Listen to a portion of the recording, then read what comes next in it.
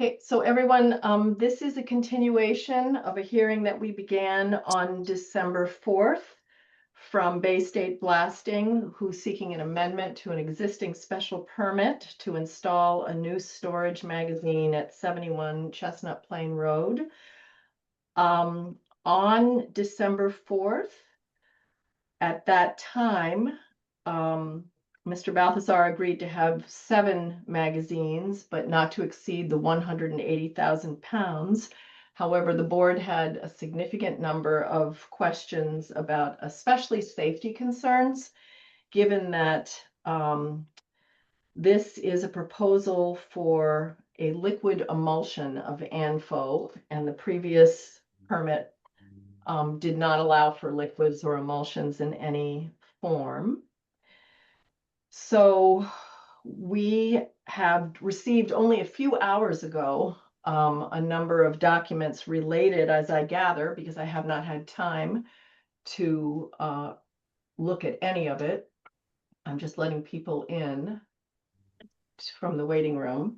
And I gather we are to be walked through this presentation. So before we start that, I would like to ask anyone who speaks to please state their name clearly so that our land use assistant, Gwen, is able to take appropriate notes and identify the speaker. Gwen, are you able to unmute and hear me? Are you there, Gwen?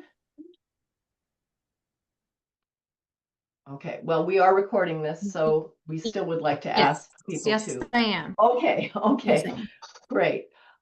So did you hear me make Thank that you. announcement? Yes, okay, you're very welcome. Yes, I did. Okay, Yeah. all right. So at this point, who is going to be presenting these documents so that Good I evening. can make you a co-host? Good evening. I'm Rob Levesque. I'm going to be presenting. Also with us this evening is Tom Reedy and Attorney Tom Reedy and Dennis Balthazar. Okay, and I was remiss, I should introduce myself. I'm Deborah Carney. I'm the chair of the ZBA. Our voting members are Roger Lipton and Robert Smith, excuse me, and our alternates are Kristen Vivon, who's not here, and Fred Orlowski, who is. So who wants to be, so Rob, you would like to be the co-host at this point? However you would like to conduct the meeting, I'm not sure exactly the co-host responsibilities, but You're going to walk us through this zip drive that you sent that not all of us have had a chance to read, given how late it came. got you. Understood. So Nina Fazio from my office is also here on Zoom, and she will be operating the plan. So probably it makes sense to make her the host if that's possible. Okay, let me find her in my list here. Okay.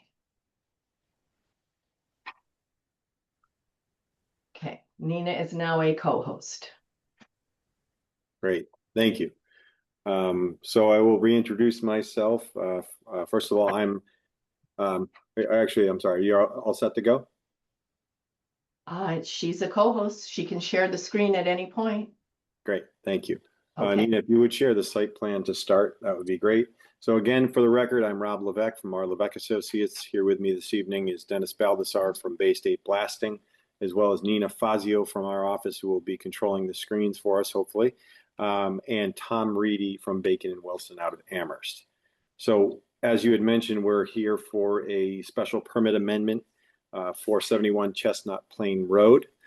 I believe the ZBA is probably fairly familiar with the history on this particular project, but I will briefly, because it's been a long time since our last public hearing, I'll briefly go through and kind of just describe, first of all, the facility in general, the permits and the permit history, and then get into some of the details that have been provided as of late, as you had mentioned. Before I get into the details of this, I would like to just explain to the board and say to the board that we are not looking for any specific decision tonight if the board doesn't feel like they've obviously had enough time. We understand that this information has come in recently.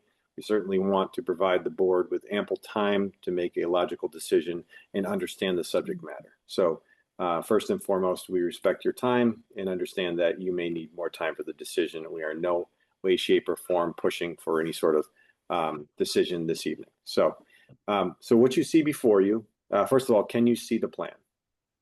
No. Yes, but it's quite small.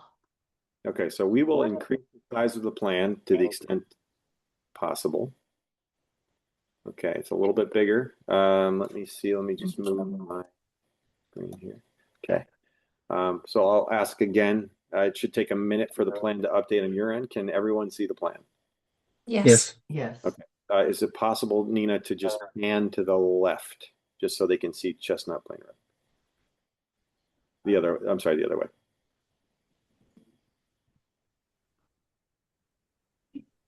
Okay, I was seeing double for a second. Hopefully no one else is. So, so just to orient you to the plan, right side of the plan, Chestnut Plain Road, there's an existing access way between or directly north of 69 Chestnut Plain Road. There is a zone line that exists between the properties on Chestnut Plain Road and the subject property. So it's zoned, I guess it's R1 and R2.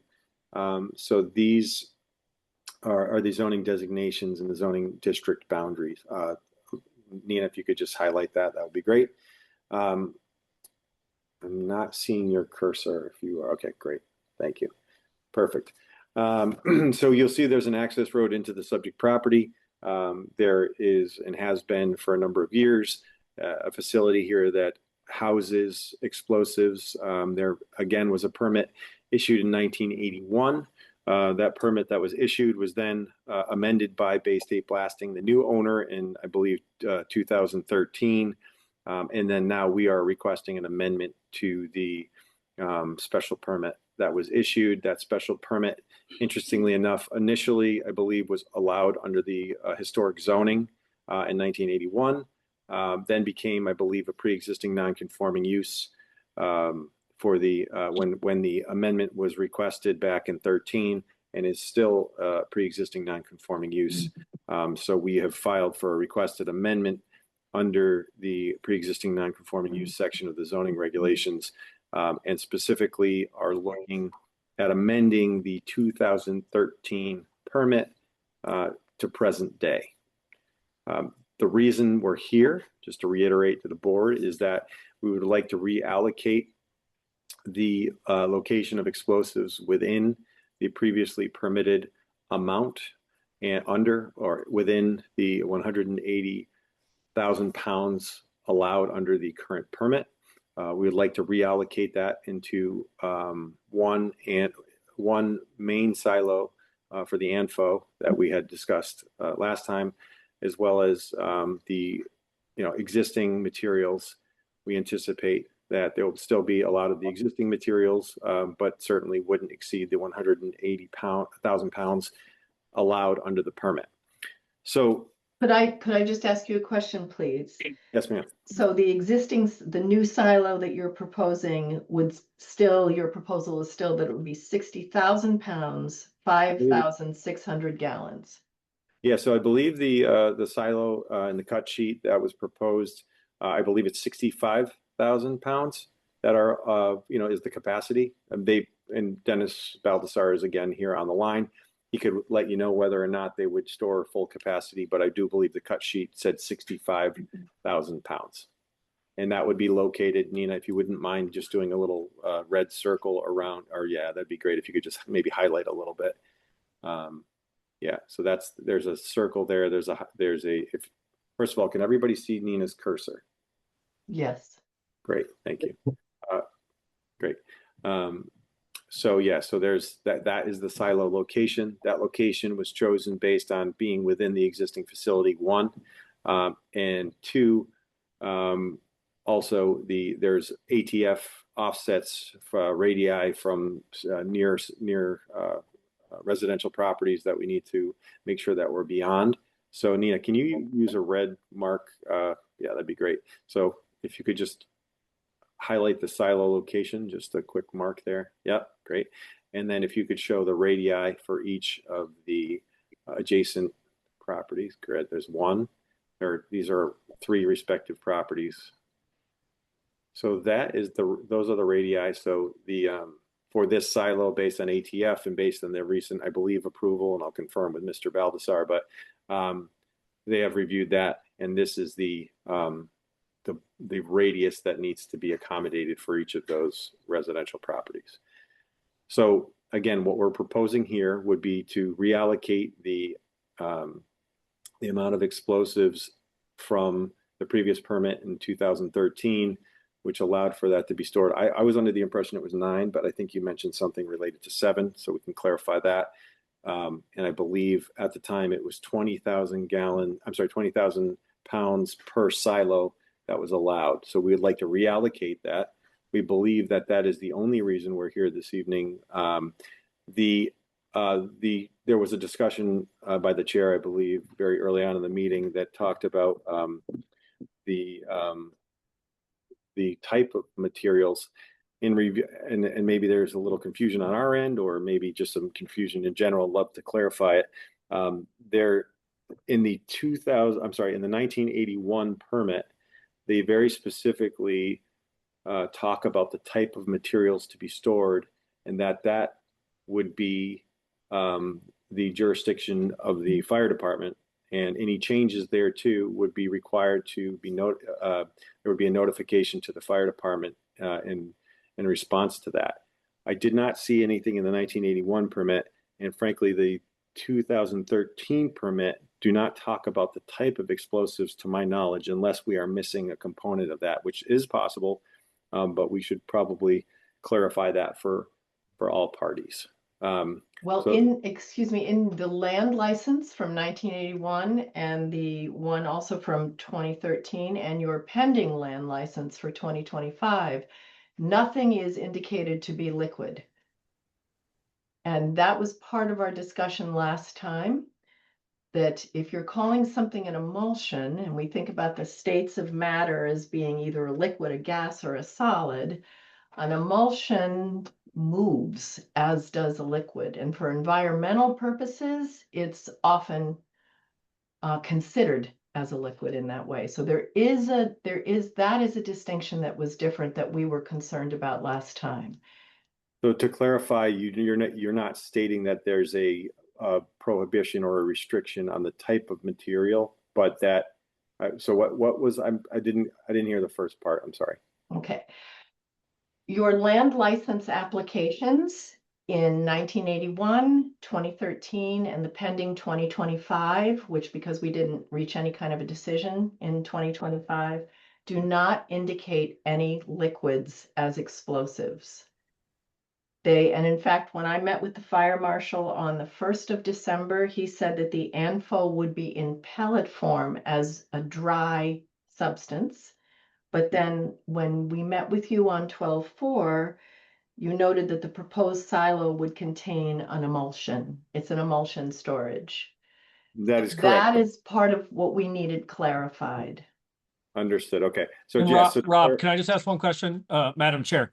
When you say land license, do you mean the special permits, or are you No, referencing an actual land license from? Okay, that's correct. I just wanted to clarify. Yeah. Okay. So, and Attorney Reedy, if you don't mind, so I'm not understanding this. So the license to store this material through another group, or Probably the Division of Fire Services. Is that That's who's correct. so like an underground storage tank, Rob, right? So if you have something like that, you have to go through DFS, State Fire Marshal's office, and it's a license. And so I think I just wanted to make sure, because the dates are the same, right? 81, 13. Yeah. You've got special permits associated with that, but now also there's this land license. So as long as everybody's clear with who's issuing what, I think it's fine, which I think the chairwoman has provided. Thank you, Madam Chair. I appreciate the clarification, because I was a little confused on that. So so thank you. So in the ZBA permit, notice of decision dated back in July 14th, 1981, specifically item number 2 in the conditions, said the fire chief of Whately must be notified of any type of material stored on premises or change thereto, any special equipment, and then it continues on to an additional page or any equipment needed in case of a fire or explosion. So certainly, I do believe that it sounds like there may be an update to the license as well. But again, so just when I first heard you, I thought you were saying there was a prohibition on, a viscous liquid.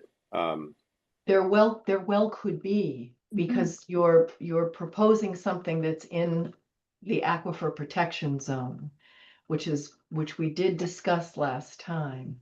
No, we're well aware of that, and I can get Okay. to that as well. Thank you. Yep. Okay. But So- again, just to get, sorry to keep going here, but if there is a prohibition, that's not resting with the zoning board of appeals, correct? Because it would be, you're saying that there may be a prohibition for the land license, but not the No. special permit. No, it could affect the special permit. It could affect how we decide the special permit. We haven't made a decision yet. We haven't come close to discussing it, but it certainly could, depending on how we see the threshold of risk to the town's aquifer. But we are not there yet. That's why. No, but it's separate. I guess my question is, so obviously you have the purview to consider what you're going to consider, but I think I'm just looking at the nexus between the land license and the special permit and just trying to distinguish them, because you brought up the potential prohibition on liquid under the license, but what you're also saying is, No, I didn't bring, I noted that you did not fill out liquid on the land license. That's another licensing board. That's not the ZBA. right? The ZBA is concerned with use in a particular zone. Yes. And so that's what we are focused on. Okay, but you were just bringing up the land license insofar as it did not have liquid checked, and so That is maybe correct. raise some confusion about the emulsion versus, okay. That is correct. Can Now- I raise my hand? I don't know if I can be, can you hear me? Yes, Roger. I would be greatly aided if we could slow down. If someone could put up on the screen the 1981 special permit, followed by the 2013 special permit, followed by whatever land license we are talking about, because without seeing those, I am lost. Okay, I'm gonna need to go out and, well, I don't know if Nina has access to all of those. We do. Okay. Thank you. With your permission, we'll share that. So this is the, I guess this is page one. If we just scroll up to the top just so they can see it. So this is page one of the decision, notice of decision, date July 14th, 1981. Storage of magazines for explosives, non-specific. Also, if you go down to item number 2, or actually 1 and 2, so it says storage of capacity limited to 20,000 pounds. That was the original 1981 permit that was then expanded in 2013. We will show you that. But notably, item number 2 related to the fire chief of Whately must be notified type of material stored on the premises. There was no, to my knowledge, in reading this and interpreting this as a land use consultant, I do not see any specific restriction on the type of explosives or any notes related thereto. And Nina, that does continue on to the next page. So I want to make sure the board can see. So these additional conditions were added. I think they just ran out of space. So the first line is related to item 2 as well, just a continuation thereof, and then 3, 4, and 5. Deborah? Yes. I would like to note that in 1981, the municipal water system did not exist. That is correct. And Thank you, Bob. and therefore, since its inception in the late 80s, we have to look at its protection. Gotcha. So just to clarify, we are going through these, and I just want, as a precursor to our continued presentation, I just wanted to let you know that we certainly have addressed those items very specifically related to the Aquifer Water Resources Protection District. So certainly that will be part of our presentation. I don't want you to think we're ignoring that. We're just kind of procedurally, obviously going through the permit and looking at this. And we are aware of the change in the zoning regs. Thank you. What did it mean back then when they said special permit to be renewed yearly? It used to have to be renewed yearly as of 2013. In the change or the amendments to the original permit, they eliminated those items. I think it was specifically, Nina, do you have the numbers? It was 5 and 6. I'm We, sorry, 6 and we 7. definitely have them if you don't, and I have the land licenses as well. So when was the first land license issued? A land license is issued each time. Was one issued in 81? 81, and I would have to go out and go to the town's website and look for those documents, but they should be posted there. So hang on, you all can, you can't see my screen, so I'm just going out.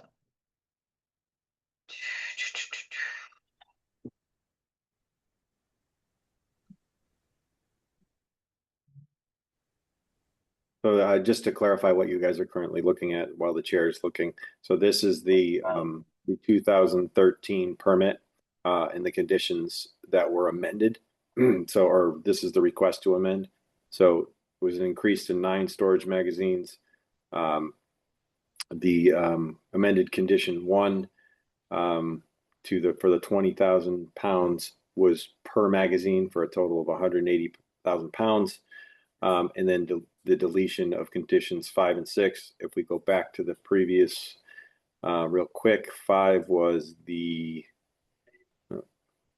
sorry.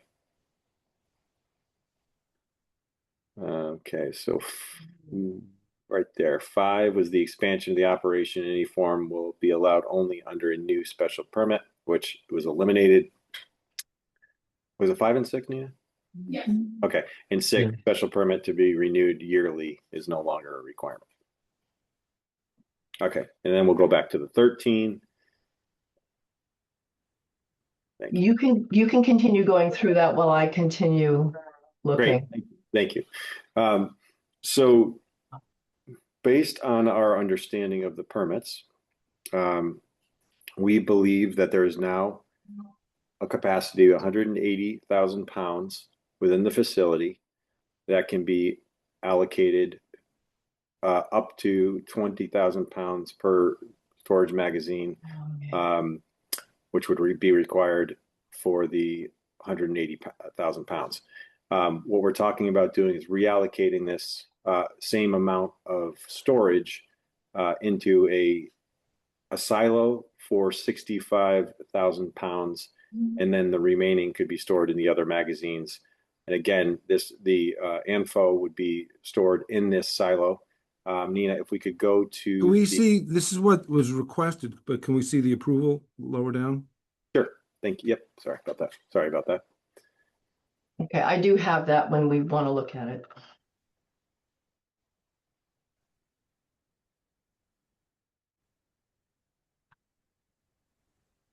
I think you just passed it. Well, No, keep, no, stop. in between. Scroll down. Yeah. A little more. You're doing a great job, Nina. Thank you. And just, okay, stop right there. Okay. The board believes continuing the use under new owners will be strictly regulated by town, state, and federal officials. The business has run without incident for over 30 years under these strict regulations. Part of those regulations are in the land license, which is not approved by the ZBA, and I'm about to take myself. Wait, I'm about to share go down this. to the bottom. Okay. Here. Okay. Grant the application of special permit as requested. The business carefully regulated and be maintained as it has years in the past. Next member, approve application with conditions as noted. Next member, approve application and special permit as requested. Okay, Roger Lipton, Bob Smith, absent. Okay. And Roger, you were the attorney for Bay State Blasting on this. I was the attorney for, Yes. No. For Paul Florial, For the landowner. Right. Yeah.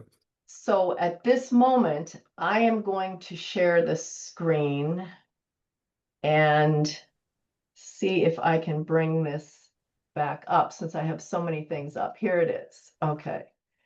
But at the moment that we just left. Let me just show you that this is the land license application for 2013. No liquids, no combustible liquids, no flammable gases, no flammable solids to be stored. Everything was, and this is exactly how it looked with different numbers in the 1981 one as well.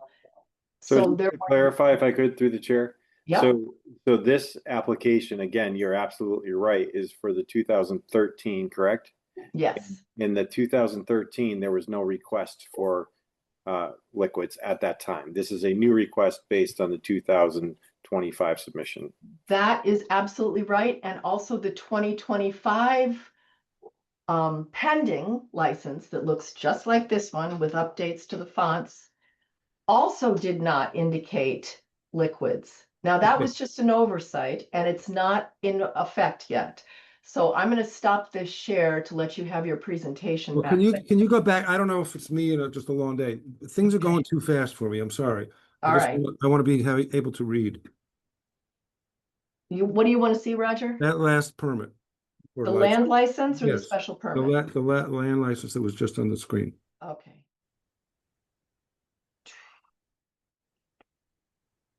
Okay. All right, let's see what we got here. Application for license, address, owner, address again. Okay, let's go down the next. Now, there's a bunch of blanks here. So Yes. how do you read anything into these blanks? What are you reading into those blanks, Deborah? I'm reading that there was no request for flammable liquids and there aren't in any of the land licenses that we have, not 81, not 2013, and not the pending 2025. So what was Hold on, but back up. To Yeah. me, this is someone who's just missed a page. They're not putting 0 in there. I don't know for sure what that means, that blank. I don't read 100% into it what you're reading into it. I just have to think about this. That's because you didn't go to the meeting on the first that I did with the fire marshal. You weren't required to. It was just me and the town administrator, and we asked about that.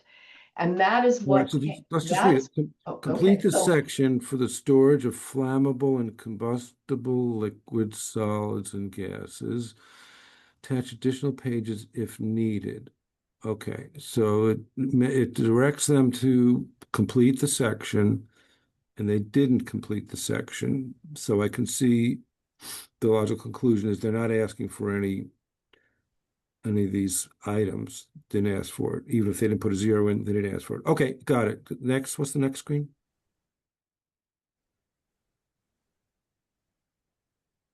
Okay. Yeah, So it's filled out on the next page though. Yeah. So here, and it has to go into the types of classes. Now, this isn't our purview. This isn't the ZBA. right.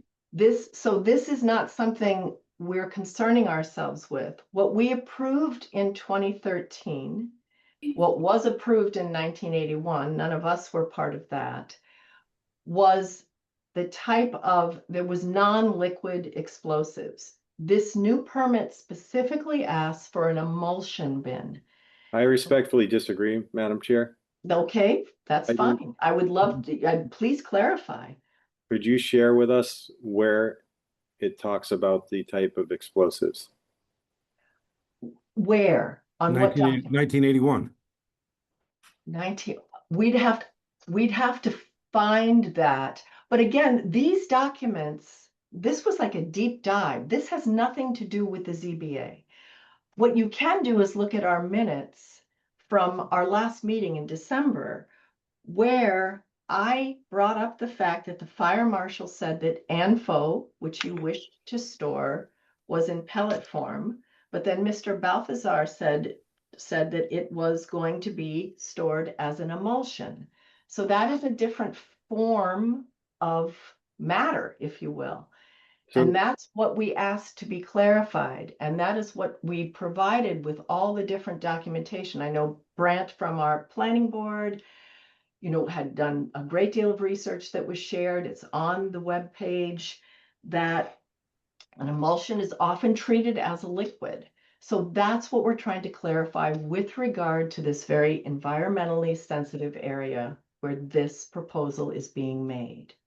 So, Madam Chair, if I could, Thank you. Yes. So I think we understand, and we appreciate the deep dive and the license. Yeah, it does appear that those categories within the license from 2013 were not completely filled out. Certainly, the 20,000 pounds of explosives was detailed in the next page. At the time, they were not obviously proposing any sort of storage of viscous liquid. That said, I would argue, and perhaps the attorney Reedy would argue better, but in reviewing the permit, there was no specific restrictions on explosive types. There was under the current application, my understanding is the ANFO could be stored in up to 20,000 pound either silos or whatever you want to call them, magazines within the site, provided they don't exceed 20,000 pounds. So the 180,000 pounds of explosives are already permitted with no specific restrictions on the type of explosives. You had mentioned that you thought that there was a restriction on the type of explosives or some sort of restriction on liquids. My understanding is the permit has already allowed for this.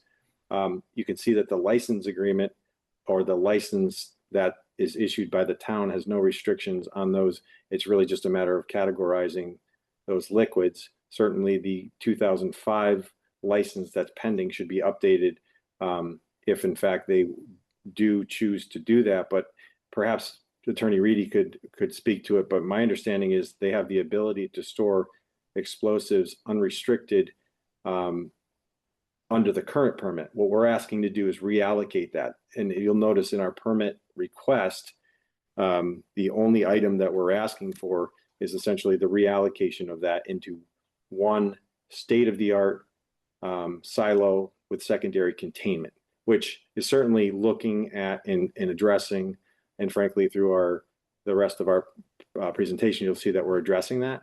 But I would argue that we already have the ability to utilize that material. And I thank you for clarifying that. And I also am respecting what Roger says. I know that we're interrupting your proposal, but I want to get this clarified. After our December 4th meeting, I had a number of calls from citizens who were very surprised at the notion of an emulsion, a liquid form. Bay State Blasting was very good to allow me to come up to the site and explain things. The fire marshal was there as well. I was alone with, no other member of the board came. Our town administrator was invited but could not come. It was not an official site view. The fire marshal at that time told me that at no point were liquid explosives ever stored up there, because that was a concern for all of us. And so that is why we are seeing this as a possible new development, where a liquid which presents a different threshold of concern is now being proposed. But the fire marshal at that time, I have my notes from it, as I say, it was not a meeting, said that no liquids have been stored there. And in fact, there's a series of correspondences between some of the abutters and the Franklin County building inspector, in which the building inspector clarifies that that liquids were not allowed up there, which is why it was so important for me to verify that for myself. So just to clarify again, sorry. And that letter is on our town website from the building inspector. Thank you. Okay. So it sounds accurate what you're saying. It sounds like, I don't know prior to Bay State Blasting, but I think it's fair to say they haven't used the ANFO. So there was no liquid explosives. I think that is probably accurate, but never stored, quote unquote, never stored doesn't mean they're prohibited. It doesn't mean that they need the permission of the ZBA to store those. It could when you're asking for an amendment to store it. Well, I guess what I'm saying is, Rob, let me just hop in here for 1 second, because I think it's going to kind of synthesize things, right? Yeah. So because I think it'd be important because this isn't, I don't think, going to get, I hear what the chairwoman's saying, and I hear what you're saying, and our position is. I think that you're saying that if we change, like right now, if we weren't changing the composition of the storage, right? If we weren't changing from 9 to 6 and 1, we could be storing this stuff right now. The chairwoman may have a different opinion of that, but I think that's fundamentally the position, right? And I think so. Then the fundamental question is the change of is the potential change of matter sufficient to cause either something beyond the alteration of a pre-existing non-conforming use? And so that's, I think, somewhat of the fundamental question here. And we would argue no, it's still explosives, whether it's in liquid or pellet form, solid, whatever the matter form is, it doesn't matter. And I think the chairwoman might suggest otherwise, or at least want to explore that a little bit, right? Is that a fair way to characterize where folks are right now? Yep. Sure. Okay.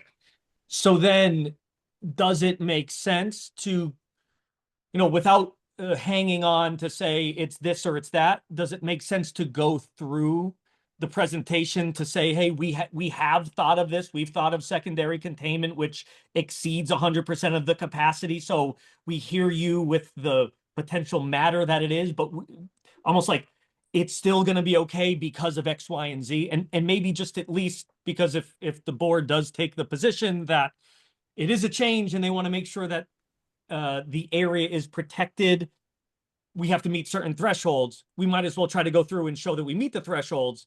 And then I think we should absolutely go through this presentation. Absolutely. Right. And then see at the end of it where folks end up, if there's additional safeguards people want. And then if we have to circle back around to the fundamental question of the matter, we can always dive into it if we need to at that point. But it almost seems like, okay, it's emulsion. Okay, the application for the license is a little bit different. That can be updated. These things we can deal with, but let's go through to see if, as proposed, where do we end up? That's fine. Okay. Yeah, and just to clarify for everyone, my intent is not to, take an approach that we haven't addressed it. Certainly, as we're all aware of water resources protection districts, the intent is certainly to provide the proper containment, make sure that not only is there a belts and suspenders approach, but in addition to the actual physical containment, we've also identified, based on the operators and the document provided by Bay State Blasting, identified the approach that would be an emergency response plan. And I think also understanding the materials that we're dealing with is important too. Seeing how they actually their physical characteristics, I think is important. So Nina, if through the chair, if that's okay, I'll have Nina share a few more items. I'll go through the rest. Thanks. So Nina, if you could share the cut sheet on the silo. So less exciting from a site planning point of view, because it just is depicted as a cylinder on the plan. You saw the location from the previous slides, which were showing the site plan. So Nina's going to share, let me see here. Perfect. Thanks, Nina. Just wait for that to come up. So I think sheet 2, here we go. So this will start, yeah, so this is a good sheet. So basically what we're looking at is the actual silo itself is a little bit over about 9.5 feet, rough and tough, call it 10 feet diameter cylinder that would be, vertical. The tank itself, we'll call it about 12 feet with a total of about a 17-foot, almost I would call it an 18-foot height off of the ground. So this is a tank that would sit within a containment tub. So this is the primary containment. There's very specific criteria, size of the structure, the walls of the structure, all of the details are with these cut sheets that have been provided. Certainly qualifications and certifications related to this stainless steel fabrication are there and provided in the documents. So certainly feel free to look at those, research those, and understand those. But this is the silo itself that would contain the the ANFO. The next sheet we'll show you is a proposed containment tub. So this is all within the fenced-in area, existing yard that exists within the Bay State blasting facility. This cut sheet is showing, if we go to the first page, so this is a containment tub. It is it's an anchored containment tub with reinforcing bars on the side. It's, if you almost envision something like, when people create an ice skating rink for their kids in the winter, it's that type of, thing. It's not super tall, doesn't need to be, but the silo would sit inside this on its pad. This would then be underneath that, and it has a multi-layer containment system. So not only the corrugated metal that you see, but within that, there's very specific geotextile fabric. If we scroll to the next page, fabric, and then a 30 mil liner. So you can see so if you can envision, this is a multi-layer containment system. So the storage tank, a gravel ring, the washed stone, then a geotextile fabric with a sand layer, another 30 mil liner, geotextile fabric, and then the assembly itself, and then another 4 to 6 inches of sand cover. So this is designed specifically as if you were dealing with an actual liquid that would migrate, and that you would, potentially like a actual fuel. So the material in the how it's delivered is very different from that. Is not something that you have trouble chasing. It's something you can pick up with a shovel, literally. It's from an explosive standpoint. My understanding is, and I'll let Mr. Baldassar speak to it, but my understanding is that it's harder to get to explode than the normal explosives that they're working with or had been working with over the years. It's something that's a very standard use now for folks, and it's delivered and would be stored, and then they would obviously utilize this for their equipment. Nina, can you go to the action plan? So as part of our discussions and in response to what's been raised as a concern, not only do we have the belts and suspenders approach related to the secondary containment, but we took time to work with the folks from Bay State Blasting and look closely at, first of all, the scope of what we're dealing with, and then the site and operations overview, to provide what we're actually dealing with. If you could just scroll down, Nina, kind of the details on the site, what proposed storage system we are looking to provide. The secondary containment, it says exceeding 100%, basically 110% capacity, so that if for some reason anything were ever to, I don't know what I would envision happening, but let's just say something happened and a hole was blown in the side of the silo somehow. The containment tub would completely contain that. Obviously, regulatory compliance with all of the other aspects, as mentioned, I believe, in the 2013 permit. I think it's was stated that this facility has operated without issue. I believe that's still the case today. The material characteristics and risk profile are provided for you. The physical form, kind of explaining the viscous emulsion, the behavior relative to a spill, what really actually happens, how to handle it, the risk of the ANFO, and we can scroll down. Prevention and safety measures, engineering controls, how we've located it on the site, operational controls, the personnel that's trained, routine inspection and storage, obviously the coordination with the fire department and other regulatory officials, environmental and aquifer protection, containment design, elimination of exposure of pathways, spill behavior and control, aquifer protection conclusion. So basically, this was all developed, and I know this is a lot of information, I'm paraphrasing, but this was all developed. We welcome questions related to this from an operational standpoint and from, obviously an aquifer standpoint. So the goal or the absolute requirement rather than a goal is to eliminate and prevent problems, and then plan for the absolute worst case scenario if there was a problem. So I think when you take a look, you'll understand more what our approach is. Certainly, as mentioned, we believe based on the permits, we welcome, your review, additional review of the permits that exist, but based on our review of the permits, we believe that there's no restriction on the type of explosives. However, we certainly want to provide the protection for the town and want the ZBA to be comfortable. Obviously, we're requesting an amendment because it's better for them to have a single location for the silo. Certainly, it's probably slightly more cost effective, but more importantly, it's one location as opposed to the existing 9 locations. It just makes more sense. It's easier to contain. It's less opportunity, less operational inspections and reviewing. It's just cleaner and easier just from a human standpoint. One area to control is easier than multiple. So that's the game plan. That's why we're requesting the amendment. We want to do this right.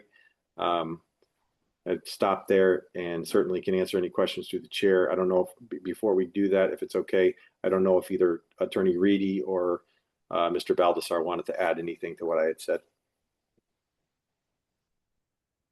I'm good, Rob. I don't know if Dennis wants to say anything. Yeah, no, I think you laid it out pretty well there, Rob.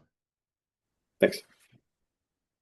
Okay, thank you very much for going through that. I know I've asked a lot of questions, so at this point, I still have some questions, but I would like to ask members of the ZBA if they have any questions, and then any members of the public who would like to ask questions, and then I can ask mine. So Roger or Bob or Kristen or Fred? I wanted to look at the bylaw now. We have a new set of bylaws in 2026, but this was applied for under the old bylaw. So I wanted to look at the pre-existing non-conforming use paragraphs under the old, which was 171.12. I think paragraph B is interesting, Roger. Okay, I'll get to that in a minute. So in the first paragraph, I know I highlighted, no non-conforming use shall be changed or extended except to a conforming use, nor shall any non-conforming building or structure be altered, changed, reconstructed, or extended except as follows. A, non-conforming agricultural use or structure. I guess that doesn't apply. So B, other non-conforming structures or uses may be altered, extended, reconstructed, or changed to provide for the same or a different use under a special permit from the ZBA only if the board finds that such alteration, extension, reconstruction, or change will not be substantially more detrimental to the neighborhood than the existing non-conforming use and will not increase the danger of groundwater pollution or contamination. So there's two things there that I want to talk about. Last time we heard some discussion about truck traffic, that there was going to be a different type of truck that had to be used with this AMNO. And so I'd like the applicant to address that and how that is or is not substantially more detrimental to the neighborhood. And then also the increasing of the danger of groundwater pollution or contamination. So those 2 points. Sure. So I would ask Dennis Baldassar to speak to the specific of the trucks that will be delivering the material for a second. Yeah, I believe actually Nina has that cut sheet and pictures as well. Is that correct, Nina? Yeah, I'm gonna pull it up. Yes, Thank- please. Great. So as that comes up, Dennis, perhaps you can kind of just describe the logistics and kind of how the material is transferred. That'd be great. Yeah, so this is a picture of the bulk truck that we would be looking to purchase. It's a cab and chassis, and it has the tank on the back. And essentially, this would drive up to the silo and using a rotary gear pump, which pumps backwards as well. It would pump the ANFO from the silo into the tank on the truck. Now, the material, the ANFO, is, I guess, best described as like a shaving cream. A little more dense, so it requires a pump to get it out of the silo and into the tanker. Once the tanker on the truck is full, we would shut the valve off, and then the pump would kick on into reverse, and anything that was in that hose would pump back into the silo. And then once that is done, that valve on the silo would be closed, and there would be no contamination or spillage between the silo and the tanker because it gets pumped back into the silo. Where does that hose go? Does it go back on the truck? So it would be in the silo area, in the containment area. That the pictures there you're looking at is once you're on site, that's the hosing you would use to pump into the holes, the drill holes that we would be shooting in rock. You say that again? Yeah, the hose reel you see there, it would be used on site to pump from the tanker into the drilled holes. Drill holes in rock? Yeah, that's how, right. So we have rock drills that drill holes in rock to whatever depth, and then you would pump this ANFO into the holes, and that's how you break the rock. Smaller shots, we can use stick ANFO, old school dynamite. Oh, you're talking off-site when you're doing your blasting somewhere Yeah, else. off site Oh, on okay. yeah, I'm sorry. Yeah, on the project site. All right. Right. Yeah, I'm sorry for not clarifying. Yeah. So we would leave the site in Whately, we would go to our project site and use these reels to pump from the tank into the drilled holes. Okay. Does the operator of that truck, when he's filling it from the proposed silo, wear safety equipment? As far as Gloves, mask? yeah, I mean, so they use this material on site every day. It gets delivered from a supplier. They would use gloves. They wouldn't use a mask. They would just use gloves. So using gloves means there is some sort of danger to contact. I think just in the nature of construction, when you're changing valves and hoses, and no, wouldn't not necessarily for the material, just for safety of the construction work itself.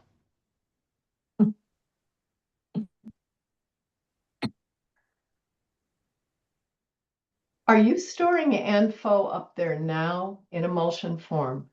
No, Okay, all no, right. this is I'm no. making sure that what I was told was indeed the case. Okay. No. So if the ANFO's not there now, would it be theoretically possible for you to bring it in now and store it into the existing containers? No, we don't have silos on site now. Currently, we have, yeah, I mean, the term silo, magazine, bunkers is kind of used interchangeably in the industry, but essentially what we have there now are magazines that kind of picture a large bank safe. And what's in those magazines? What is the form of the explosives that are in there? They are solids, correct? They're solid. Yes, correct. Yes.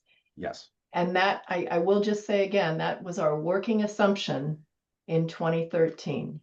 And that is why this is a distinction, at least in my mind now. And it's certainly a distinction that the fire marshal made when I spoke with him. Well, it seems to me the legal issue is not so much whether it was allowed in 81 or 2013, but this clause here, whether whatever is being proposed to be changed now will increase the danger of groundwater pollution or contamination. And so he says he couldn't do it. They couldn't store the info now in the existing magazines. And so there's got to be a request to the board for a change, which is the change to the silos. And then what's stored in the silos goes hand in hand with that. So that gives us, the board, the control that we're obligated to exercise. Is this a change? Not so much is it a change from the 81 as to the type of material, although the type of material is very important, but does this type of material result in an increase of groundwater pollution or contamination? So I don't think I heard that addressed in this presentation. Why doesn't ANFO increase the risk of danger of groundwater pollution or contamination? I didn't hear any science about that at all. Yeah, we were answering the first question of the two. Okay. I'd be happy to answer the second. All right. Well, Sure. Deborah threw it open for us to ask her question. So having focused on that now, I think we've at least accomplished the focus. So do you want me to answer the second question? I'm sorry, I'm just clarifying. I'll defer to the board if this. Yes, please, because Yes, please. we also do have a letter from the Department of Environmental Protection addressing that very issue, so which is on our website. So please, Mr. Levesque, go ahead and answer that question. Sure. So a couple things. So first of all, to just go back to our beliefs or our understanding of the permits. So we don't believe that there are any restrictions. I think there was a statement made that under the current with the current facility and the current permit that we could not store ANFO. I don't believe that's accurate. I'll let Mr. Reedy discuss that if he feels the need, after I answer the other question. But essentially,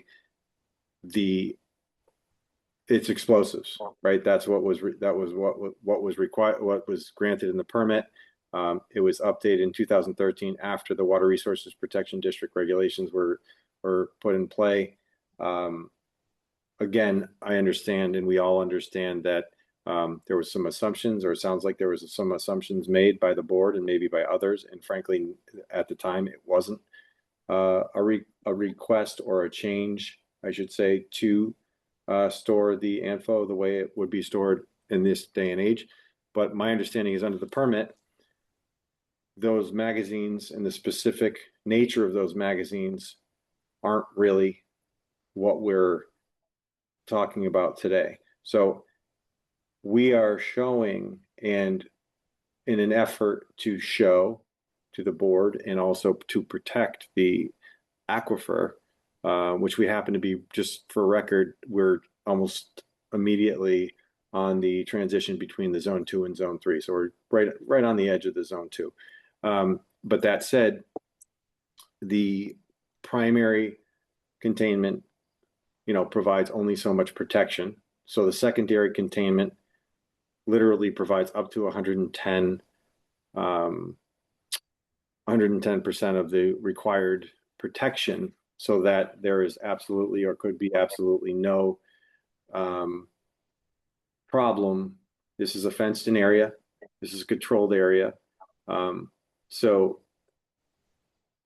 I guess the answer to you folks is that we believe that providing secondary containment, as well as the approach, the safety approach, and the plan that has been provided, would protect against any sort of contamination of the aquifer. If you're asking, what happens if we injected this into the aquifer, I think that's a different question, right?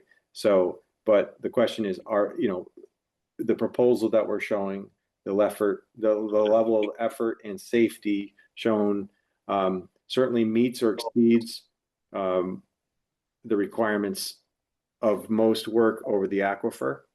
We certainly permit a number of projects over different aquifers throughout Western Mass and Connecticut. And typically primary, secondary, and sometimes tertiary containment is typically the answer. Certainly there's vehicles that are going over the roads in your aquifer. These are all Mass DOT approved vehicles. There's certain safety requirements related to the aspects of this vehicle as it relates to Mass DOT. Perhaps Mr. Baldessar can explain that. But if anything, it's probably safer in our facility than it is going over these materials going over your roads every day. And I appreciate your analysis, and I also appreciate the lengths you've gone to provide this containment. I do have some questions. When you came before us in December, the tank you were going to buy was a used one. Is that still your plan? No, so after that meeting, we decided to go all in and purchase everything brand new. And Okay. so that's the sheet that was presented earlier. This would be all new construction. Okay. The other question that that I had was that, and I'm not saying you should do this, I just want to get the facts on the ground. You said there could be days when there was no one up at that site, no one from your company up at that site. So there is not 24/7 monitoring. Not Correct? physically. Currently, yeah, yes, that is correct. It could be a Okay. couple of days. Yeah, we could have, if need be, we could have cameras and physical monitoring 24/7. But currently, yeah, I'd say every couple of days, every 2, 3 days, that is correct. Okay. So I'm going to take and share the screen at this moment for a document.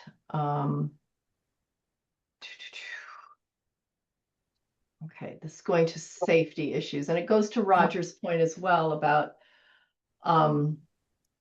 this particular explosive, which actually under our 17132 prohibited uses in the Aquifer Protection District. We're making this decision in 2026, so I'm looking at our 2026 bylaw. I mean, it is, as you will see, this is a letter I had from Christine Simard, who's the section chief of the drinking water program of the Department of Environmental Protection. And she does say, she quotes, facilities that generate, treat, store, or dispose of hazardous waste that are subject to MGLC 21C, blah, blah, blah, with a few exceptions, such as very small quantity generators. They're prohibited. Then she did give me this link. I'm going to see if I can share the screen by going to the link about ANFO. And let me open it. The concern that I have is that even though I know what you say, that this is thick, it's an emulsion, you can pick it up with a shovel, the reality is that it is soluble in water. And I know you had talked about worst case scenarios, a worst case scenario where something hits the tank, it spills into the containment zone, a rainstorm happens, it gets out somehow, and then it starts seeping into what is, as I stated before, probably the most environmentally sensitive parcel in this town, given the water situation. So that is the threshold that, let me just stop this, that I am concerned with.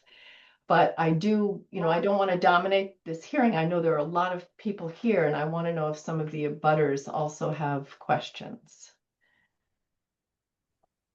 And if so, please, maybe you could, Lisa, is that you? Can you, okay, so can you both you and Mike, just state your names and for our land use assistant? Okay, I'm Lisa Moore. This is my husband, Michael Moore. One or two things that I jotted down during tonight's meeting that I would just like to put out there.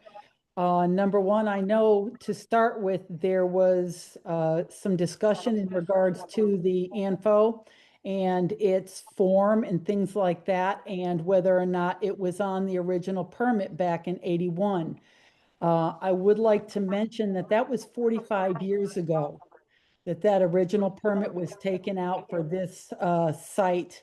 And whether or not there was an emulsion ANFO product at that point in time in the industry, I am not familiar enough with it to know that, but that would be something that may not have been something that was being used at the time. So there would have been no way to make note as to whether or not there was a liquid or not on site. Everything was a dry product. And I know it remained a dry product throughout the use until the property was sold. And I just wanted to put that out there. Something else that I do have a real concern about in regards to a liquid going up there at this point is we have been talking quite a bit about the containment unit and how the product would be contained if there was ever an issue. That containment unit is only good while it is actually in the tank itself. That does not include the issues of getting that truck up and down the road, which has been mentioned in the past during severe weather and everything else.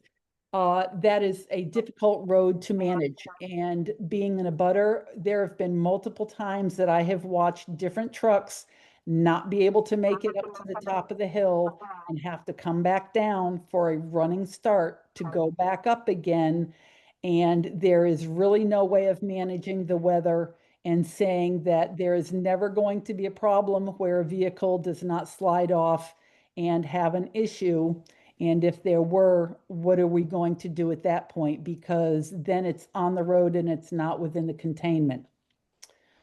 Last but not least, I know in the containment unit, they're talking about all the different layers of protection. It sounds like there's a level of porous, so when we get rain or water, that this containment is not just going to fill up with water, which I would assume it's not going to, which means there is a level of porous. I can't come up with the word off the top of my head. I apologize. There is a level of concern that regardless of what there is to contain the solid portion of this, that there are still chemicals that, as you said, Deborah, with it being soluble in water to a degree, there is going to be the chance that over time or with an issue, that there's going to be something that's going to end up in our water somehow. And, I think that was everything that I had that I was just keeping track of as I was listening to everybody. I appreciate being heard. I'm going to let my husband have something to say here, I guess. Yeah. Mike Moore, one question I have about taking away the limits of the magazines, is that potentially another storage tank could that be built up there? The request is not, the request is for up to 7 magazines. The poundage of explosives has not changed. Okay, but by taking that limit away, that could potentially, they could build a second tank up there though, because that would cover 2 tanks with 180,000. Oh, I see your point. Yeah. Closer to 3 Yeah. if there's 60,000 So pounds. that is something that hasn't been answered that I'm curious about. Another question is the truck noise. I have this right here. This measures volume, and inside of our house with the diesel trucks, it registers at 50 decibels. That's not very quiet. So It's right, this at the is limit of what is allowed. this is a residential area, so I have really big concerns about that at 4 in the morning because that's when the trucks are in and out. Okay, I guarantee you that when we get to that phase of the special permit, Okay. we will look at the hours of operation, given the fact that it is a business in a residential area. I am making notes of these.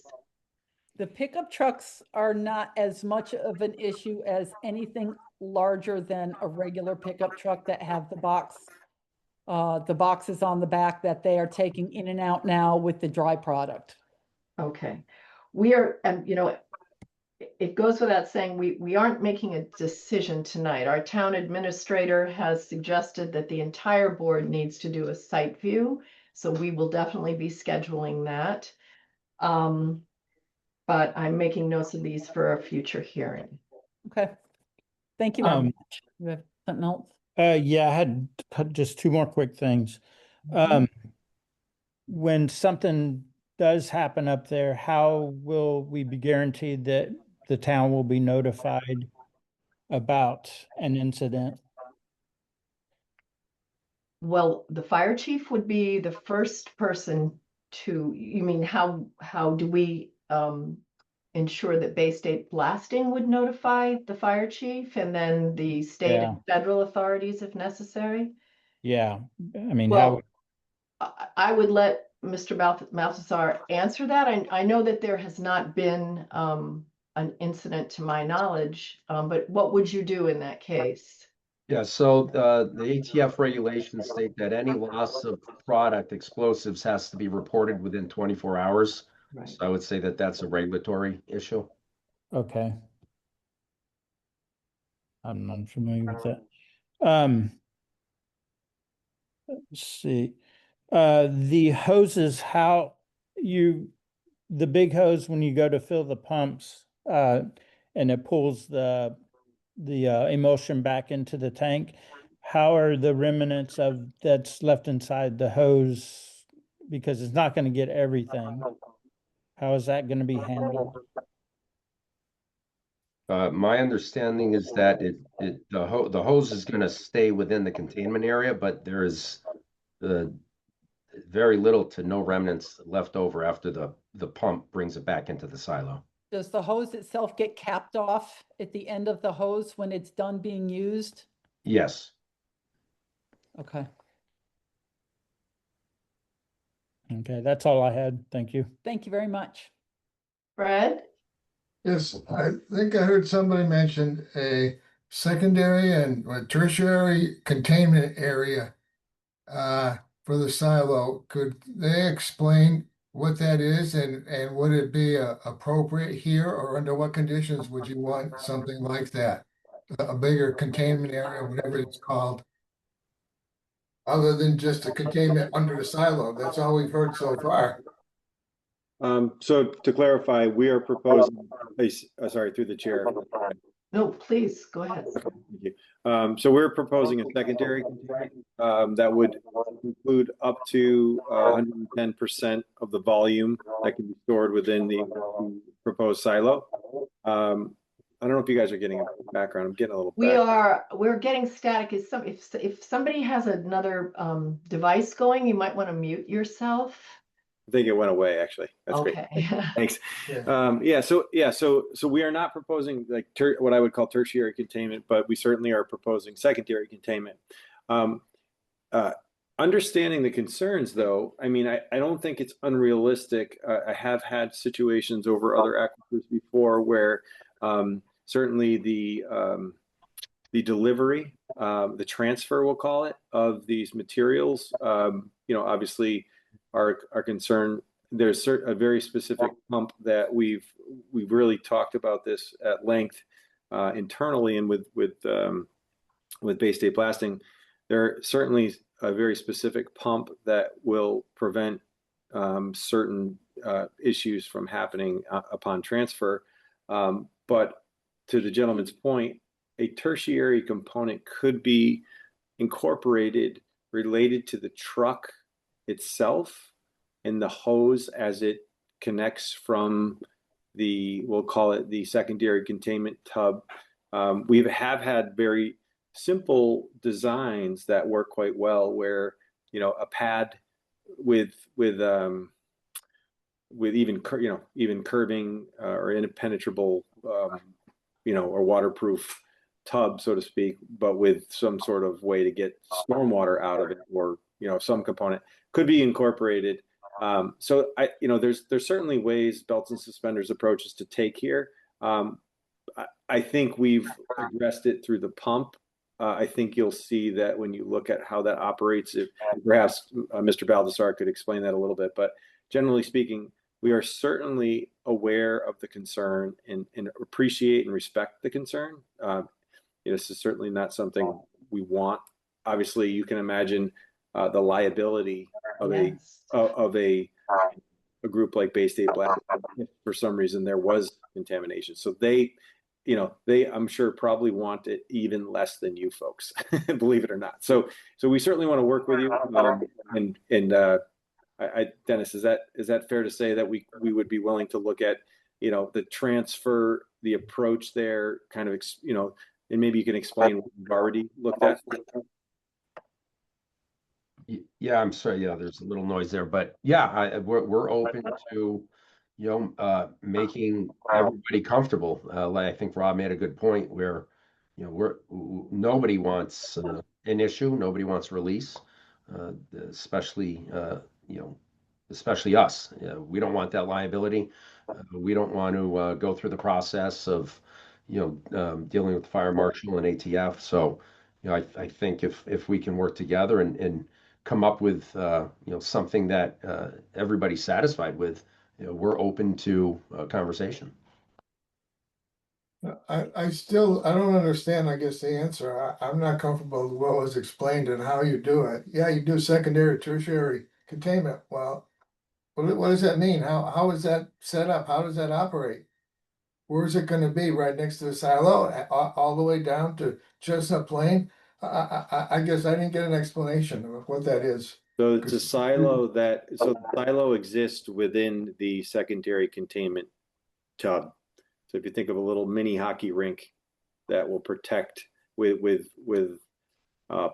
poly liner that will protect, or not poly, but a 30 mil liner that will protect the aquifer in addition to other geotextile fabric and layers of stone and other material. So it's basically a multi-layered protection system with walls that exist that will contain any sort of spills.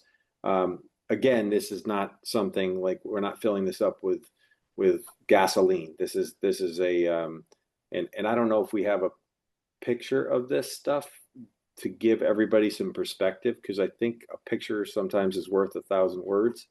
Do we have a picture? I don't think that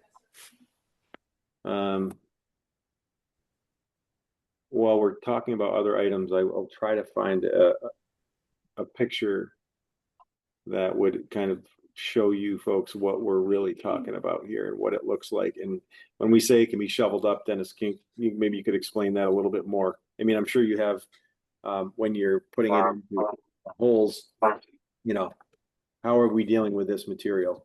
How are the guys on site when they're putting it into a blast hole? How, you want to explain it a little bit more? Yeah. So essentially, you have the tanker truck, and there's pumps and hose reels on the tanker truck. So you're pumping from the tank directly into the drilled hole. So the end of the hose goes into the drilled hole, and it pumps it into the hole. And then when you're done, you have the reverse pump that pumps whatever's left over back into the tanker. If that helps. Fred, do you have a follow-up, or? The containment area is, what I hear so far is just underneath the silo, or the within that metal area, and there's several layers in there that would absorb whatever leaks out or whatever. But beyond that area, what is there for containment? I think you're correct in understanding that it's proposed associated with the silo only at this point. I think that's accurate. Rob, does rainwater collect in the containment area? Yeah, so there's relief, stormwater relief valves. So they would need to let the stormwater out. Obviously it's not it's impervious, we'll call it. So we would need to let the stormwater out. So in the case of a catastrophic rainstorm in the midst of climate change that we're all experiencing, and it's filled with stormwater, and something happens to the tank and a leak occurs, and truly, I'm not trying to be a catastrophist here, except on some level I am, given where we're talking about this business being located. I mean, we all know that it's a vested use in an area where it would never be allowed today. So we have to take a lot of care for the environment that it's situated in. And without, some sort of automatic constant monitoring, of course we know you don't want the liability. And I also know that you've been a very good corporate citizen in town. No one thinks that there's anything deliberate here, but even with a bond of zillions of dollars, we don't have another water supply.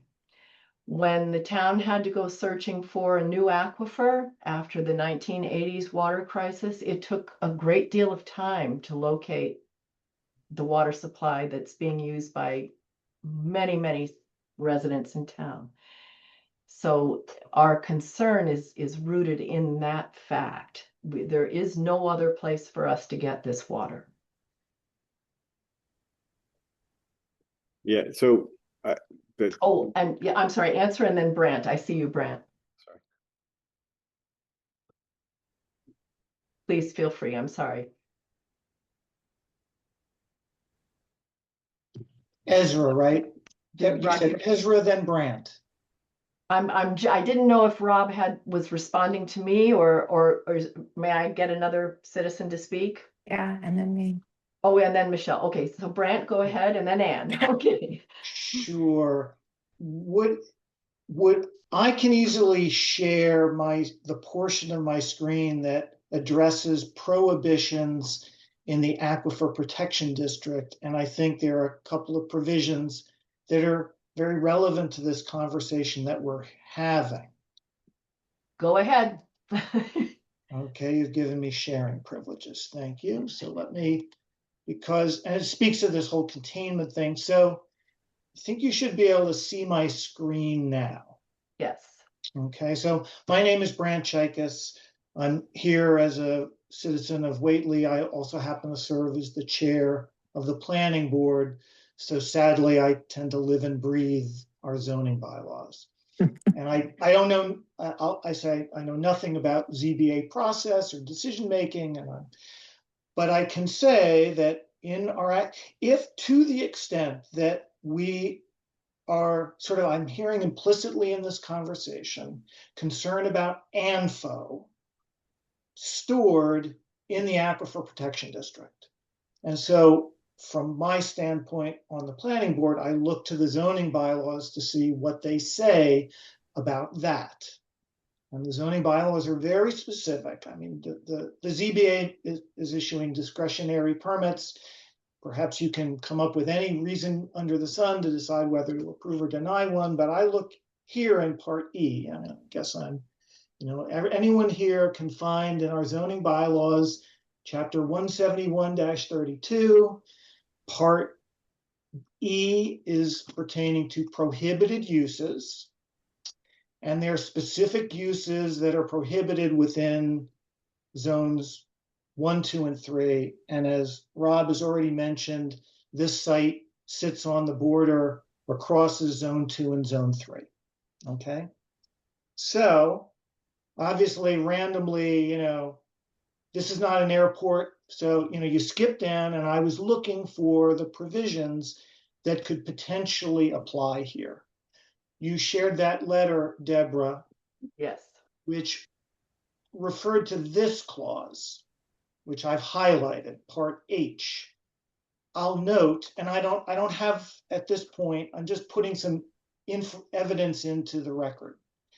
There is a provision about facilities that generate, treat, store, or dispose of hazardous waste that are subject to these Mass General Law and these regulations. So I think there's a question before the ZBA and potentially evidence to be brought to the ZBA by the applicant regarding ANFO. Is it or is it not a hazardous waste subject to these provisions? I don't know the answer to that. I'm simply saying, if you were evaluating this as a brand new special permit request, and you, the ZBA, determined, well, obviously, if they were coming and saying, oh, guess what? We want to convert from blasting to an airport, you would have a basis for saying, well, that's prohibited within the Aquifer Protection District. If they're converting to a junkyard, you could do that. Per paragraph H here, if you were to determine that they were generating, treating, storing, or disposing of hazardous waste subject to those provisions, you have legal authority to prohibit. So, but there's another piece of this I'll draw your attention to about petroleum oil, fuel oil, and so forth. We know that ANFO is a mixture of fuel oil and other material. Is that correct, Mr. Balthazar? Dennis, before you answer, first of all, sorry, didn't get the gentleman's name. Brant Chaikas. Thanks, Brant. Sorry about that. Yes, no problem. So you've highlighted I'm not saying, I'm just putting things out there, right? I'm not saying that you're in violation of any of these. I think we should look at J, because I think Yes. I'm trying to make the case. I think J is really what we're talking about. That's correct. I believe you're correct. Okay. So yeah, All let's right. look at that. And so there's a question of is ANFO considered a liquid hazardous material as defined in Mass General Law, Chapter 21E? Or is it a liquid petroleum product? Again, I don't know the classification. I'm simply drawing attention to this provision of the Aquifer Protection District. But there's some things that have been brought to our attention by the applicant. Let's suppose, and I'm not saying it is, but let's suppose we were all to agree that ANFO was considered a liquid hazardous material. Again, I'm not saying it is, but were we to decide that this amendment, you are now requesting a change allowing you to store liquid hazardous material, then that would be prohibited unless you're storing it above ground level, which I believe you're proposing to do. Correct. Okay. And you're proposing to store it on an impervious surface, which I believe you're proposing to do, and then either A or B. In a container or above ground tank within a building, you're not doing that. We are above ground tank. We are, yes. And it's a container and above ground tank. I think it would qualify for both of those. But is it within a building? No, it is not. So then this clause A does not apply. It says or. In container or above ground tank, I think the or applies to container or tank, not is it in a container or is it in an above ground tank within a building? And maybe this potential ambiguity, I won't take a position on. This may be an issue for the ZBA to adjudicate. All I'm trying to do is bring some relevant information to, but if the ZBA or this collective group determined that A did not apply, again, I don't know if that's true, but if then B is outdoors in a covered container, So if you're talking about an outdoor storage tank Correct. in a containment bin, or then I think the language suggests the container needs to be covered. And I believe the intent there was to address things that have come up tonight, like what if it were to fill with water or snow or things like that. So I don't think I want to belabor this, but I think if I could just, some... if you don't mind, through the chair. So yeah, so I do believe J is absolutely applicable. I do believe that this would probably qualify as a liquid petroleum product. We will look at kind of definitions and look at that. But I would argue that we do and would are, you know, certainly committed to addressing and making sure that we qualify under J from the zoning standpoint. We do have the 10% increase over the 100%, so 110% capacity. We could certainly look, it's actually a great question by the chair, frankly. We do a lot of different analyses when we look at these things, but to be fair, you know, to your point, Madam Chairperson, the 100-year storm used to be approximately 6.5 inches of rain in a 24-hour period in our area. Now the new atlases are essentially, you know, arguing that it's 11 inches. So, you know, do we cover the, you know, secondary containment?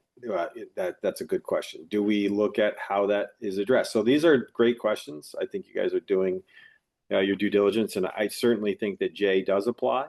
And we certainly want to make sure we meet the criteria associated therewith. Thank you for bringing that to our attention, Grant. Okay, I'm taking that away. Other questions from? Oh, yes, there was Michelle and then Anne. Hi, Deborah. I just want to thank you. My name's Michelle Kennedy Whitney. I live across the street from Lisa and Mike Moore. So, yeah, I'm very familiar with all this, and I appreciate your, I concur with with yourself, and thank you, Brant, for bringing up all those, all that information that we definitely need to know about. I wanted to ask specifically, how do you know if there is a leak, or you know, something is not being contained in a small amount? How is that assessed, and how is that monitored? I think it's probably appropriate. Dennis, they're the licensee for this type of material. I think it's appropriate that Dennis, you know, who has prepared the response action plan, describe that. Thanks. Yeah, so all the explosives that we take in and out of the site on a daily basis, regardless of where they're coming from or going to, there's strict inventory with the ATF, and that's something that they look at, ATF and State Fire Marshal, when they inspect our sites. They first thing they do is make sure that our inventory is accurate, that the product, the material we took in from the manufacturer and then took out to use on site. It's very strictly regulated. So the material in the silo would be no different than the material in the bunkers that are currently stored, in how they're inventoried and inspected. So that's going to happen on a regular basis. If there's any, like I said earlier, if there's any loss of material, we have 24 hours to report it to the ATF, and that's something that they take extremely seriously. And so that's something that we follow through on a daily basis with.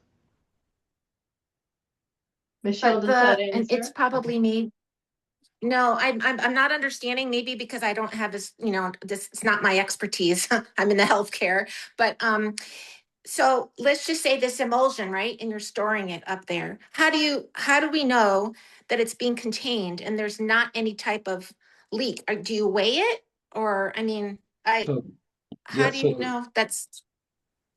Yeah, so there's gauges on the tanks, and the bottom of the silo, where the nozzle comes out of, stands a few feet above ground. So the leak would be visual at that point. Okay, That's what I wanted to know, because even the slightest amount will affect the environment, and that's why I wanted to know. And that's monitored every day. Yeah, and we don't want to lose product either. It's expensive. So not only do we not want to hurt the environment, we don't want to lose product. We don't want to have an issue with ATF. But yes, there's gauges to tell us, and then it's actually visible to the eye. But it isn't monitored every day, you said. It's possible that days could go by without anyone going to the site. Yeah, every day we're on site. Right, right. Okay. You're right. We're not on site every day, but it's visible. When It's you visible are. to the site, yeah, and the gauges will tell you the amount of liquid that's in the silo. Okay. I'm just thinking, the slightest amount in the environment affects people's health and animals and our landscape and everything. I mean, you're talking about farming and our water supply and everything. And that's why I wanted to know. Sure. It's really everything else doesn't, it accumulates over time, and we don't see the effects on our environment until over time. And that's why I was asking. Sure. So thank you. Thank you, Michelle. Ann Lumley? Yes, hi. My name is Ann Lumley. My family members and I have lived in Whately for over 60 years. We are about a half a mile from the abutters to this project. And one constant for us in all that time is worry about the water supply. We've always used well water, so the safety of the water supply is critical. And that water supply comes from those areas up in the hills there. I would urge the board, as I believe you've discussed previously, to have third-party experts do a thorough analysis of the proposed project in relation to the aquifer protection areas, among other issues. I am also curious, is there lightning protection? I do not know what this looks like. Obviously, I haven't been up there. Lightning protection on the tanks. I don't know how tall they are, what it looks like up there. Just curious about that. I don't know the answer to that question, but I assume that there's certainly a lightning protection that could be added. Mm-hmm. But that's a good question. I would Okay. assume just like on the roof of a house that right. we can incorporate lightning protection onto it. Yes. Yep. And I assume the whole liability issue, God forbid any of that happens, is somewhere being covered as far as a bond, or I mean, there is no amount of money that can actually remediate this. So I think that's what the concern is, certainly that I feel. Sure. Thank you, Madam Chairman. Thank you. Does anyone else have a question or a comment? Okay. Okay, well, it seems we have two things to decide. The first is relatively easy. The zoning board needs to take a site view. So we need to schedule that and see when somebody from Bay State Blasting can be there to meet with us. So I'm going to check in with Roger and Bob first as the voting members, just to see what your schedules are looking like in terms of when we might be able to meet up and take a look up at the site. Can I ask a couple of questions? Oh, please. One on the aquifer protection bylaw. If it's true that we're under the prior bylaw that was in existence when they applied, it's the same text, but it's the old numbering, and so I believe what Brant gave us is under the new set of bylaws. And so looking at it now, it looks like it was 171-28.4 was the Aquifer Protection District when they applied. This is just technical because the wording is the same. Yeah. But when we make our minutes, I think we should note that the section E is the prohibited uses, and then within E, it's the same point J that has the same language that Brant cited before. Roger, to your point, when I put up the agenda for today, I use the numbering for our current 2026 bylaws. The language is the same, folks. I'm just letting people know that. I use the Yeah, we numbers. could perhaps get a clarification on it, but I think Okay. it's probably a distinction without a difference. All right, so the more germane, the view, it's just not to be too difficult. What's the point of the view if the containers that we're viewing or want to view are not there yet? Or the We can see silos? where they would be. And this is something the town administrator is really urging us to do, to get a feel for where it is. But 'Cause why? I guess why? we can't see it from the road. It's a good idea to go up there. Okay, I'm willing to go. Would we be allowed to go? Anyone is allowed to go. It's not a meeting and we're not taking comments, but it's certainly a public site view.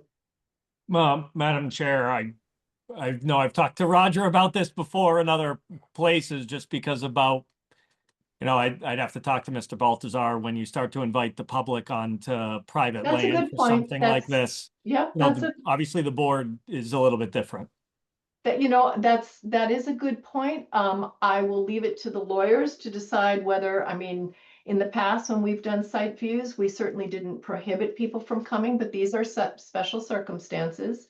So if there's a legal reason for us to limit the number of people up there, I'm happy to hear that.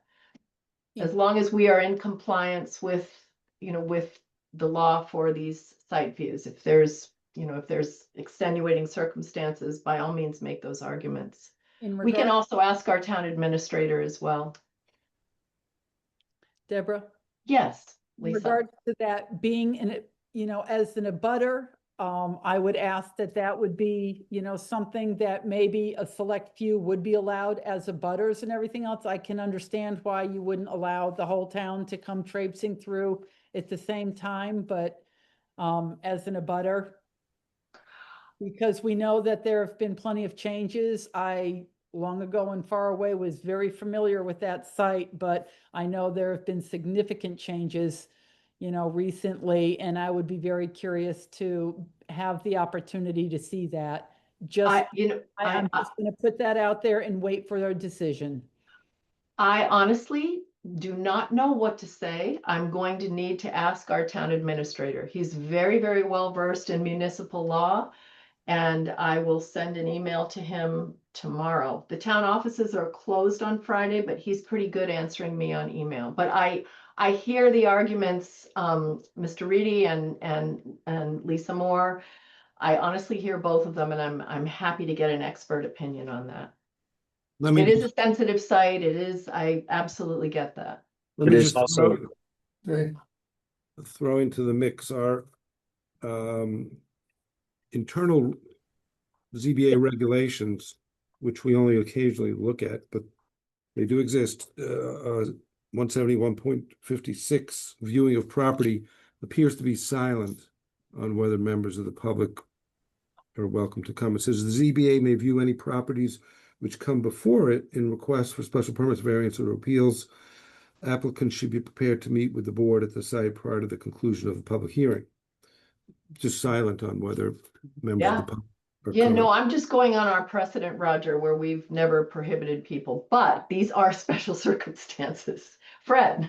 Yes, has anybody in the water department aware of what's going on here? Have any discussions, and maybe they should be invited to a site visit to know the proximity, possible impact on the water department?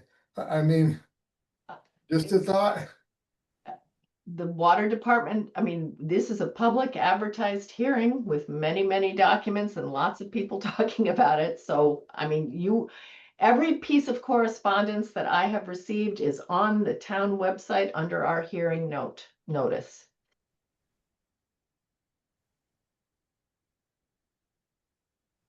So anything else? Oh, we do need to set a date for the view. When, and also, Mr. Balthazar, when is it a good time for you to have somebody up there?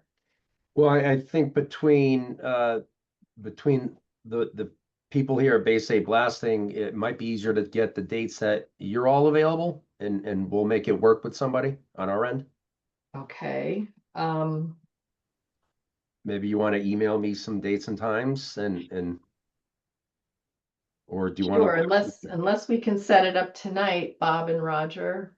Yeah. But how are we going to let the members of the public know whether they can come if we don't have the opinion of the town administrator? You know, that's a good point. I'll have to email our town administrator, Pete Kane, and then I will reach out, I guess. Yeah, I honestly, in this public hearing, we'll have to put a note up on the town website as to when it will happen and who is allowed to come and, I'll have to ask Pete about that and have to put a note up on the town website. So we'll have to table that one until I get more clarification. Well, couldn't we pick a date, just like you said, and then on the website, people have to go to the website, the public, and they look yes or no, you can attend or not attend. Yes, and it depends on when Pete can get back to me, but he certainly can get back to me. We can look ahead. We probably don't want to pick this weekend, given that I don't know if he'll be able to get back to me. I agree. So we could possibly look at the 16th, which is a Saturday. I'm okay on that. Roger? Hold on a sec. I'm okay with that. Okay. And our alternate members, Kristen and Fred are certainly part of the board and can come to that. Do you have any problems with that if you should choose to come? Are you all right with that, Fred? Yes, that's fine. 16th is fine with me. Okay, Kristen, I see you're here, but I don't know if you can. Yeah, that is fine with me too. Okay, thank you. Okay, so I'll be in touch with, so the 16th, Mr. Balthazar, if, and is there a particular time? Yeah, so Usually, I'm out of town that weekend, but I would have to check with either my general manager or one of my blasters to see if they're available. okay, you can let me know. Yeah, but I'll put it in tentatively. If we were to do it on the 16th, is 9 a.m., 10 a.m. good or 10 a.m. 10 a.m. is our historic time. What did you say, Roger? 10 a.m. is usually the time we do it. Okay, 10 a.m. So more information on that to come. Madam Chair? Yes. I just would perhaps, and I'm going to ask Tom Reedy to chime in on this, but I think what would probably be most appropriate as far as inviting people onto the site, I don't think it's appropriate to invite the general public onto the site, like the general public. But I do think what would likely be appropriate is if there are direct abutters that have questions, perhaps Dennis can decide whether or not he would like to invite those folks to the site visit. And then obviously, as far as the board, certainly make himself available for your site visit. Tom, does that seem appropriate? I can just envision anywhere from tens to hundreds of people. Well, I don't think you'll get that many. Yeah, I mean, so we can talk about it offline, but it really is up to Dennis, because what I think about here is just like somebody's on site who was invited and then they trip and fall, and the next thing you know, just those types of things, right? Where, do they sign a waiver while they come on site? So just to talk to Dennis about it, and then I think so, Madam Chair, if you talk to the town administrator, I'll separately talk to Dennis. We can come back together and say, your town administrator might say whatever the landowner says, which is kind of, if the landowner says yes, then what does the town care? It's only when the landowner would say no, then does the town take a hard position on this, which frankly, I don't know that they have a right to, because it's really just a site visit for the board and not an open public meeting, because the board's not going to be discussing anything. Yes, you can post it, and then you'll recap what you saw at the public hearing. So that's usually how this shakes out. So maybe Rob will say, let's talk to Dennis. Madam Chair, we'll talk to the town administrator. We'll come back together that way. Okay. Deborah, can you just clarify if there were members of the public, there won't be discussion. There can't be discussion. No questions and answers. Yeah, that's the way we have always done that. And then they can raise questions at the next public hearing. At the next open meeting, yes. Yes, yeah. Okay, and then the other issue is that the last time we met, I believe it was you, Roger, who raised the idea of getting a third party to evaluate safety plans. Anne has brought that up tonight. That is something that is paid for by the applicant. We might want to think about that. If people feel they want me to put that into motion now, if people want more time to review this on their own first, and then we can make a decision as to a third party expert review. So I'm open to thoughts on that. This is for the board. I think we need it. I would agree. Okay. So I'm going to talk to Pete about that as well. And we can talk about what we need clarified there. Okay. Yeah, and Madam Chair, just if we could be part of that scope to understand, what the professionals, who the professionals would be, right, for a project like this. Just because I know that there was some discussions about LSPs, licensed site professionals, but is that the appropriate professional? Is it a civil engineer because of the containment? So just to give us a sense, once you get a sense, because under 53G, obviously you can do it. And we probably suggest that you do because it gives everybody a comfort level. We're not just saying, believe us. There's a independent third party who is saying, and usually how these things go is they can say you have to change X, Y, and Z. Rob Levesque goes and changes X, Y, and Z, and then everybody says, okay, now we're comfortable with it, which we think is good. It's just understanding the scope. Yes. As soon as, obviously, we don't have such a name, which is why I want to speak to our administrator and get expert advice on that. But we will, just as we have put every single document we received up on our website, we try to be we are completely transparent with our meetings and with any data we get. And we will certainly let you know who's recommended to us. Thank you. Is there anything else that, with regard to this hearing, that we need a new date. We need our next date. Well, our next, we already have a hearing that is scheduled for June. And so we have somebody on our, so it's the first Thursday in June. So that hearing is scheduled for 6 o'clock. We have another person. We can put you on for 6:30. I'm not saying you'll necessarily get in at 6:30, but that's how we'll schedule it. It depends on how long the first hearing goes. But Deborah, are we going to be any closer if we're looking for a third-party review? I don't think, yeah, I mean, that's an excellent point. So we, at the very least, Could I suggest something? Yes, absolutely. Yeah, so, it's probably going to take you guys a little bit to get quotes on a peer review and figure out the scope, et cetera, right? So that'll take a little bit of time, but it's possible to get it done before the June meeting. Can't be guaranteed. Worst case scenario, if you didn't have it by then, we could respectfully request a continuance so we're not wasting folks' time at that meeting. In a perfect world, we would get that, and the ZBA would be able to hopefully meet at that time, because you will need to discuss it and vote to accept it. And then the applicant would need to, post a fee for the peer review, et cetera. So to me, leaving the meeting in place, and again, we will be respectful of your time. Certainly, we're not going to go there and waste your time if you're still waiting on a peer review scope, or if you feel you need more time. So we'll try to work with the ZBA.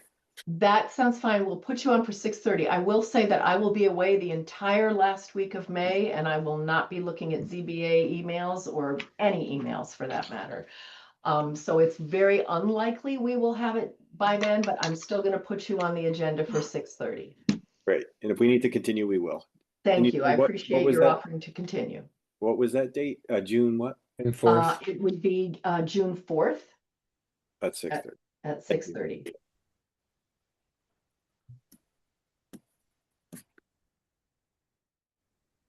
Okay, is there anything else related to this hearing? If not, we'll move on to other ZBA business, and anybody is always welcome to stay while we look at other minutes, but that would conclude this portion. Yes, Lisa. Oh, you're saying goodbye? Okay, goodbye. Okay. All right. Thank you all very much. Thank you all for all you've done. Thank you. Good night. Thank Good you. night. Okay. So.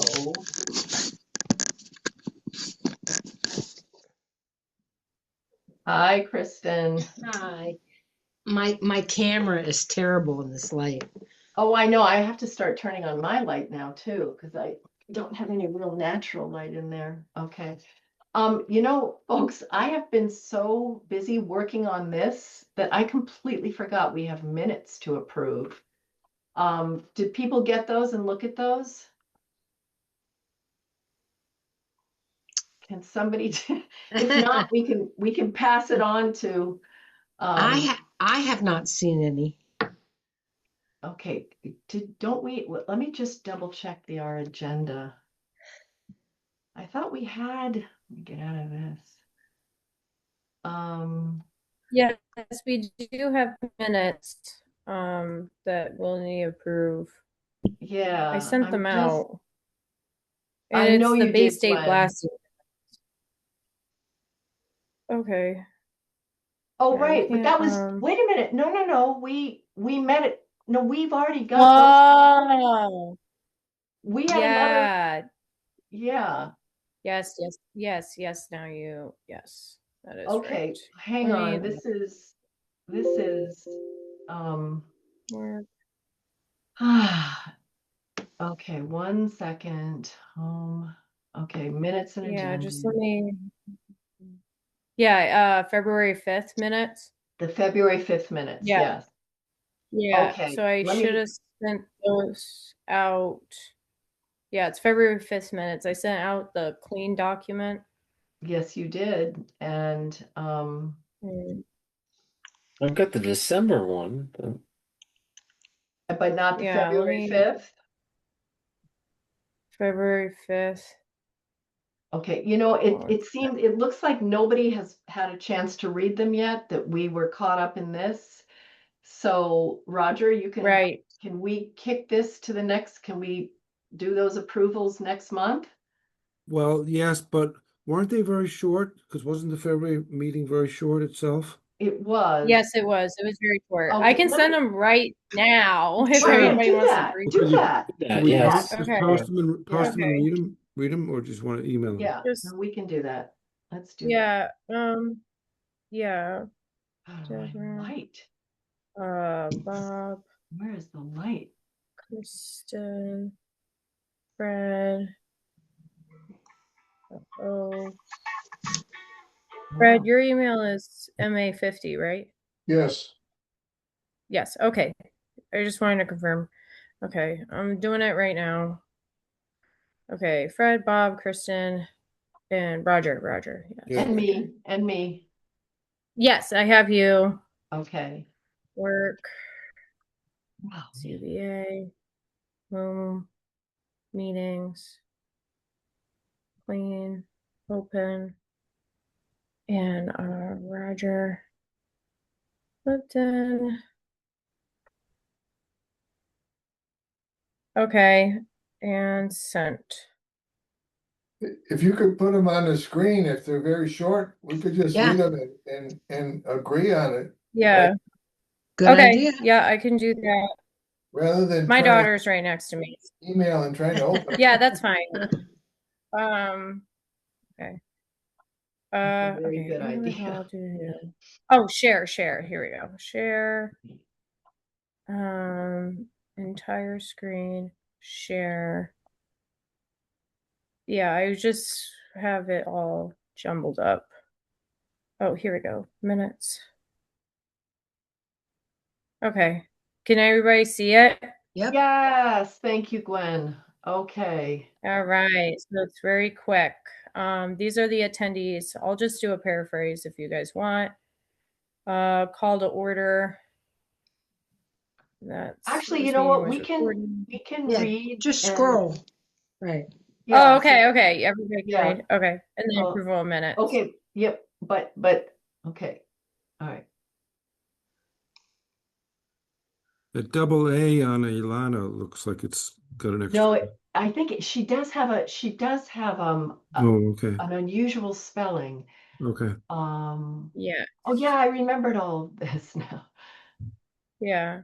So I guess grammar wise, the board's next meeting was scheduled for March 5th. I should do that, right? Like language wise, the board's next meeting is March 5th, or should I Yes, see if you could was? change that to was, Gwen. Was Okay. scheduled for March 5th. I wonder if I could do that like right now. I think you could. Yeah, it was. Could we now, Rod, again, scheduled for March 5th at 6 p.m. Can we say, but later continued? No, because Well, they're in February. These minutes are February. Right. This is Yeah, just a right, yeah, right, this right. is February. It's a moment Unless in we have a time. crystal ball. Yeah, Yep. moment in time. Moment in time. Yeah, because you guys For our canceled. archives. Right. Right. I'm gonna. Yeah. So. Yeah, so that's it, right? I approve. I approve. Okay, but Yeah. don't I have to write the // Yep, I got that done. You got right you. there. Oh, brilliant, Gwen. Thank you. Yeah, Okay, so but I've been you know what I've been doing, Deborah, is I have a picture of my signature and I just copy and paste it. That's so terrific. if you want to, because I have Alan Sanderson do it. He gave me a copy of his thing, and I'm just gonna put a picture of it here so you never have to sign it, and then that's how it's signed. That's great. Unless, I'm not around and somebody else is chairing or something, or I decide to go off in the sunset. I don't know.